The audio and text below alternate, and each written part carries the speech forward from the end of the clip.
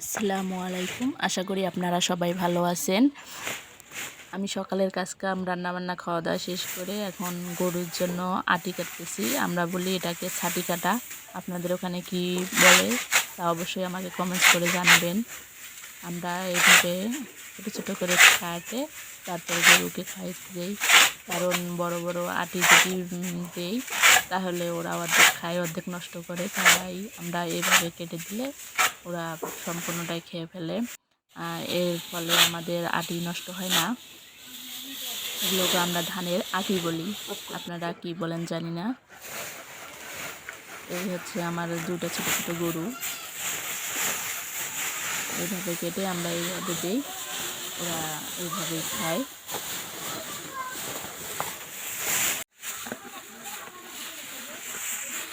আমাদের ঘরের পিছনে কয়েকটা আম গাছ আছে, এগুলোতে প্রতি বছরে প্রচুর আম হয়। এই যে দেখুন, আমগুলো খেতে কিন্তু পাকলে অনেক মিষ্টি, কিন্তু কাঁচায় টক। এই যে দেখুন ছোট্ট ছোট্ট আম। তো কয়েকটা আম পেড়ে আমি আম ভর্তা বানাবো, আপনারা দেখতেই থাকেন।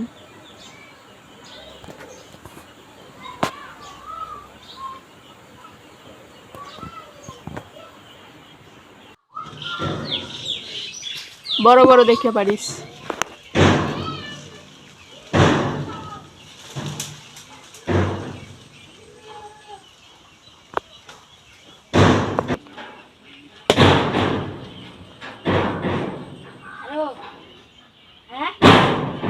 আর দুইটা দিন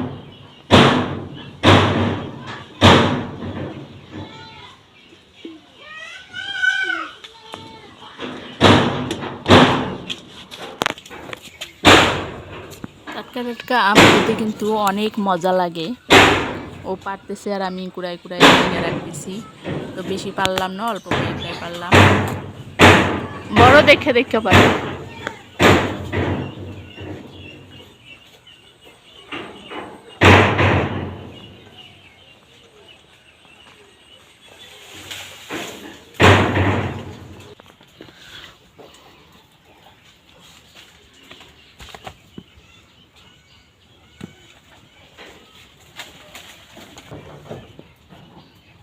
দেখুন অনেক সুন্দর দেখা যাচ্ছে।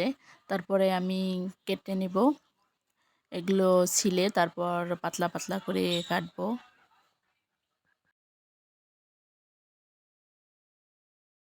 শুকনো মরিচ দিয়ে মাখাই আমরা অনেক মজা করে খাবো।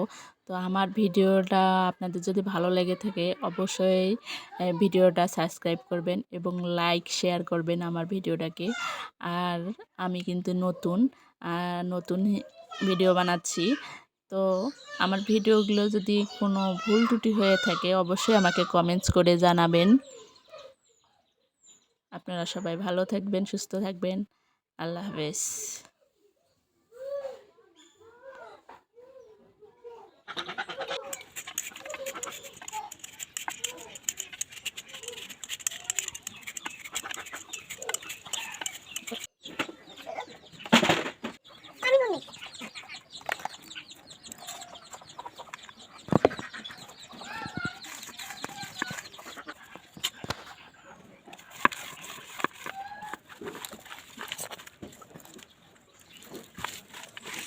এই দেখেন আমাদের আম ভর্তা রেডি।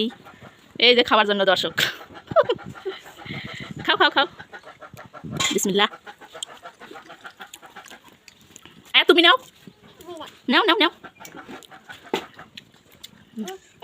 টেঙ্গা খাও, মজা আছে, চিনি দিছি নাও। ঝাল নাই, খাও তোমার জন্য ঝাল। খাও খাও খাও খাও। খাই দেখো, খাও।